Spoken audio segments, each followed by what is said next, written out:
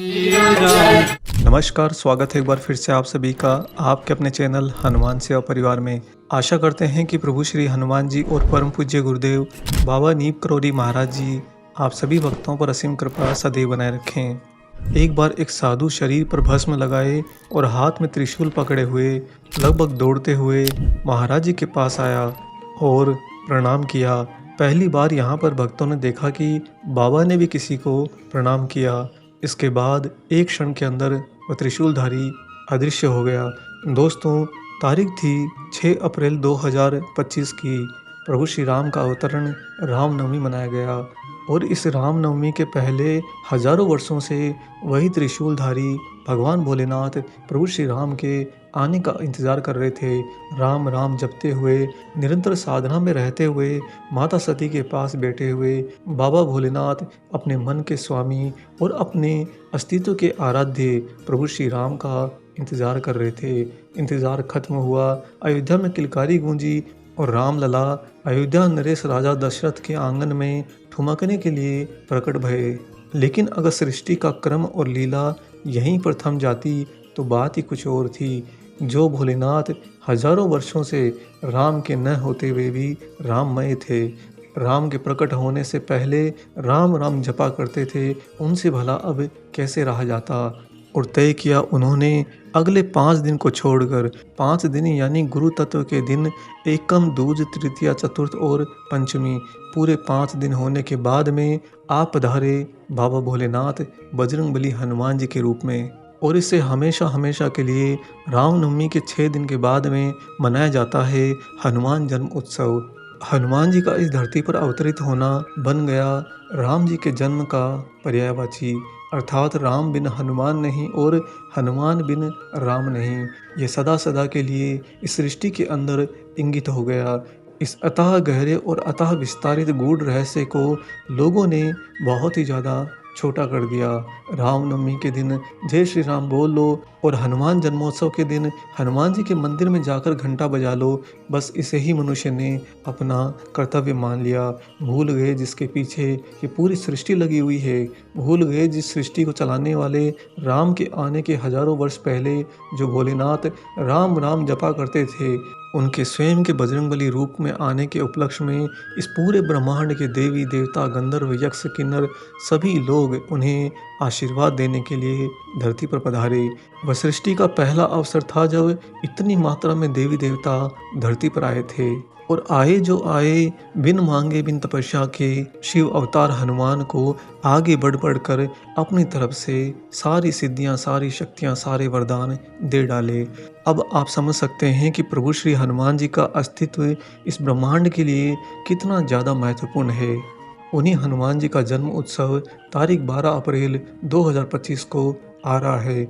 आज से ठीक 2 दिन यानी कि 48 घंटों के बाद में वह प्रमुख घड़ी आने वाली है जिस समय इस सृष्टि की सर्वोत्तम ऊर्जाओं का समन्वय होगा, उनका विस्तार होगा। आप जरा सोचिए, हनुमान जन्म उत्सव के दिन हनुमान ऊर्जा को बिना किसी तप, त्याग, परीक्षा के स्वेच्छा से इस सृष्टि के सारे देवी देवता वरदान और सिद्धियां, शक्तियां देने आ पधारे। तो यह दिन इसलिए भी बहुत प्रमुख होता है क्योंकि इस दिन बिन मांगे ही सब कुछ मिलता है।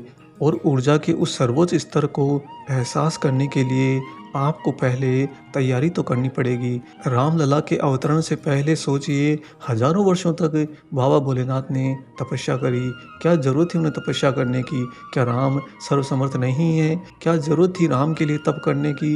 लेकिन ऐसा भोलेनाथ ने किया था क्योंकि राम जी का आना यानी उस अस्तित्व का धरती पर अवतरित होना सृष्टि की सबसे बड़ी घटना होने जा रही थी। और उसी घटना को पर्यायवाची बनकर आने वाले हैं बाबा भोलेनाथ अपने ही अंश अवतार हनुमान जी के रूप में, वो भी ठीक राम जी के जन्म के 6 दिन बाद में। इसलिए कलयुग के अंदर सारे वो भक्त जो हनुमान जी, परम प्रभु श्री राम जी, बाबा नीम करोली महाराज जी को सच्चे हृदय से ध्याते हैं, सच्चे मन से उन्हें अपना मानते हैं और अपने आप को उनके चरणों में शरणागत रहते हैं, ऐसे भक्तों के लिए ये अति आवश्यक होता है कि वह भी हनुमान जन्म उत्सव से पहले कुछ खास तैयारी जरूर करें। आज की इस खास वीडियो में हम आपको बताएंगे कि आपको अगले 48 घंटे में सर्व प्रमुखता क्या करना है। जिसके कारण हनुमान जन्म उत्सव के दिन सारे देवी देवता स्वेच्छा से आपको वरदान देंगे और उन्हीं की कृपा के स्वरूप आपका सारा बिगड़ा हुआ भाग्य एक झटके में बदल जाएगा। दोस्तों, इससे पहले हम आगे बढ़ें, हम आपसे 2-3 दिन से एक हनुमान भक्त के लिए निरंतर निवेदन कर रहे हैं जिनके जीवन में भी एकदम से भयंकर संकट आया और उन्होंने हमसे प्रार्थना करी कि प्रभु श्री हनुमान जी के द्वारा मुझे इस संकट से बाहर निकलवाइए। हमने उन्हें 3 दिन निरंतर हमारे वीडियो के माध्यम से निवेदन करने का आश्वासन दिया था और परिणाम स्वरूप आप में से अनेक भक्तों ने आगे बढ़कर हृदय खोलकर योगदान भी किया है। और कल संध्या को हमने उनसे फिर से एक बार पूछा था कि आपकी समस्या पूरी हुई, तो उन्होंने हमें बताया है कि लगभग 50% उनका समाधान तो हो चुका है, परंतु समस्या चूँकि गहरी है, अतः हमने उन्हें एक दिन और आज की इस वीडियो में निवेदन करने का वचन दिया और साथ ही हमने उनसे कहा है कि जितना होगा सारे हनुमान भक्त मिलकर उनकी सहायता जरूर करेंगे और अंत में जो कुछ भी कमी होगी वो हनुमान सेवा परिवार की ओर से पूरी कर दी जाएगी। अतः दोस्तों, यहाँ पर आप उनका फ़ोन पे नंबर और QR कोड देख सकते हैं। इसके माध्यम से आप जितना आपका सामर्थ्य हो उस सामर्थ्य के अंदर रहते हुए खुलकर बड़ा दिल रखकर सहायता कीजिए। एक संकट में फंसे हनुमान भक्त की सहायता करने से आप सभी का कल्याण अवश्य होगा। आइए अब लौटते हैं वापस हमारे वीडियो पर। दोस्तों, वीडियो के प्रथम भाग में जैसा कि हमने आपको व्याख्या करी कि किस प्रकार रामलला धरती पर आए, रामलला से पहले भगवान भोलेनाथ अनंत काल तक प्रभु श्री राम का राम नाम का जाप करते रहे और रामलला के आने के 6 दिन बाद में स्वयं भी आप पधारे अपने ही अंश अवतार बजरंगबली हनुमान जी के रूप में। अतः आने वाले 48 घंटे यानी कि 2 दिन आप सभी के लिए अति महत्वपूर्ण हैं। इंतज़ार मत कीजिए हनुमान जन्म उत्सव की मुख्य तिथि का, इसकी बजाय स्वयं में कुछ तैयारी कीजिए और वह तैयारी ये है कि हनुमान जी के आने से पहले जो हनुमान जी के परम ध्याता बाबा भोलेनाथ प्रभु श्री राम का राम नाम का जाप निरंतर सदियों से कर रहे थे, उसी विधि को आपको भी अपने जीवन में अनुसरण करना है। आने वाले 2 दिन तक हर श्वास, हर घड़ी, हर पल अपने पूरे अस्तित्व का केंद्र राम नाम को बना लीजिए।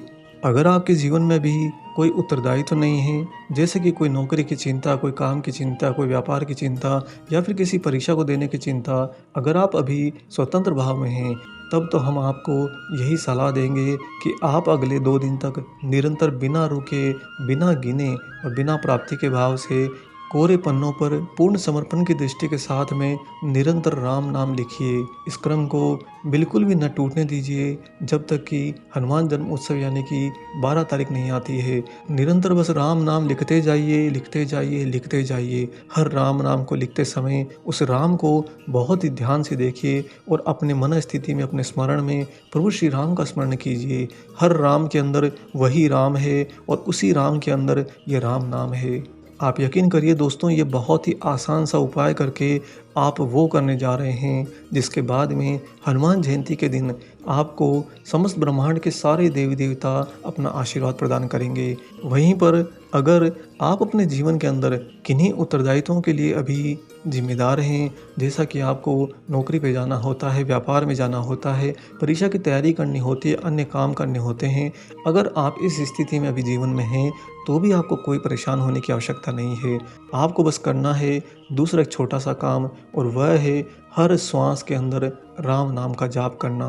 राम नाम का जाप 3 तरह से हो सकता है। एक, मुख से निरंतर राम राम राम राम करते रहिए। दूसरा, ध्यानस्थ होकर या फिर जब शांत भाव में आप बैठे हों उस समय बस अपने मुख के तलवे के अंदर राम नाम का स्पंदन करवाइए, अर्थात अपनी जिह्वा से राम नाम करिए, जिसकी ध्वनि तो ना हो परंतु वह राम नाम आपके शरीर के अंदर गूंजे। और साथ ही तीसरा सबसे महत्वपूर्ण तरीका कि दोनों ही विधि से अगर आप थक जाते हो तो मन स्थिति में यानी कि अपने मस्तिष्क के अंदर निरंतर राम नाम को गुंजाइए। इस संकल्प के साथ में राम नाम का जाप करिए कि आप इससे पीछे नहीं हटेंगे। अब दोस्तों, इसका प्रभाव क्या होगा पहले वो समझ लीजिए। अगर आप अगले 2 दिनों तक यानी कि 48 घंटे तक निरंतर राम नाम को श्वास में धारण करते हैं, एक एक पल के अंदर बस राममय होकर रहते हैं, तो ऐसा करने का सबसे बड़ा जो परिणाम सामने आएगा वह ये कि ठीक हनुमान जन्म उत्सव से पहले आपका मन और आपकी इंद्रियां आज्ञाकारी भाव में आ जाएंगी और वह आपके नियंत्रण में पूर्ण स्थिर भाव में आ जाएंगी। और इसी कारण से आप स्वयं भी जागृत स्वरूप में आ जाएंगे। दोस्तों, जब हम इंद्रियों और मन के अधीन होते हैं, उनकी चंचलता, उनकी क्रियाशीलता के अनुरूप रहते हैं, तब तक हम वास्तव में सुप्त अवस्था में होते हैं। और उसी सुप्त अवस्था में देखा जाने वाला स्वप्न यानी कि यह जीवन हम यहाँ पर जी रहे होते हैं। जिस भी भक्त ने इस गूढ़ रहस्य को समझ लिया, वह चेतना स्तर पर अग्रसर निश्चित होगा। और जब आप ऐसा करके स्वयं में जागृत अवस्था में आ जाएंगे, तो वास्तव में आप उस समय कौन होंगे? आप होंगे बाबा भोलेनाथ के अद्वैत स्वरूप, ऊर्जा स्वरूप के अंदर, जिसका पर्याय यह है कि आपका जो ये भौतिक स्वरूप है, जो इंद्रियों और मन के अधीन होता है, वह निरंतर एक एक श्वास में राम नाम रखने के कारण अपने जब जागृत स्वरूप को धारण कर लेता है, तो जागृत स्वरूप कोई और नहीं, कलयुग में स्वयं हनुमान की ऊर्जा है। और आपके अंदर जब हनुमान की ऊर्जा का स्पंदन होगा, हनुमान की ऊर्जा का प्रकाशन होगा, तो ऐसे समय में आप और हनुमान वास्तव में एकाकार हो जाएंगे।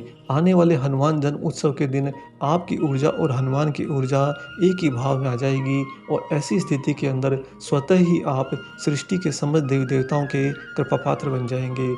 और इस सृष्टि के समस्त देवी देवता दोस्तों मिलकर आपके बिगड़े हुए भाग्य को पूरी नई दिशा दे देंगे, आपके सारे कर्मों को साधते हुए बिल्कुल सही परिणाम की ओर अग्रसर कर देंगे। इसके साथ ही आपको अनेक उनके आशीर्वाद भी प्राप्त होंगे। जिस भी भक्त ने इस विधि को पूरी निष्ठा एवं समर्पण के साथ में पालन किया, हमारा पूरा विश्वास रखिए, आपका जीवन इस हनुमान जन्म उत्सव के बाद में पूरा का पूरा बदल जाएगा। क्योंकि सबसे बड़ी कृपा होगी यहाँ पर वह ये कि जिन इंद्रियों और मन के कारण आप निरंतर अपने जीवन में दुख और सुख के झूले में झूलते रहते हैं, वही मन और इंद्रियां सारे देवी देवताओं के मिले आशीर्वाद और कृपा के कारण हनुमान जन्म उत्सव के पश्चात आने वाले जीवन कालखंड के अंदर सदा सदा आपके साथ में मित्रता भाव में रहेंगे। और ऐसा होने पर आप अपने जीवन में कभी भी दुर्गम कष्टों में नहीं फंसेंगे, जहाँ पर आपको त्राही माम करना पड़े, अपने प्रभु को निरंतर पुकारना पड़े। प्रभु तो आपके साथ में हैं, परंतु फिर भी भ्रम में आकर उन्हें पुकारना पड़े। ऐसी वस्तु स्थिति आपके जीवन में जब आएगी ही नहीं, तो होगा ना ये सबसे बड़ा चमत्कार आपके जीवन का। अतः निवेदन है आप सभी भक्तों से कि अगले 48 घंटे यानी कि 2 दिनों तक बातों का अनुसरण करके देखिए। उसके बाद में ठीक 3 महीने बाद, 4 महीने बाद में आप हमें फिर से कमेंट लिखकर बता सकते हो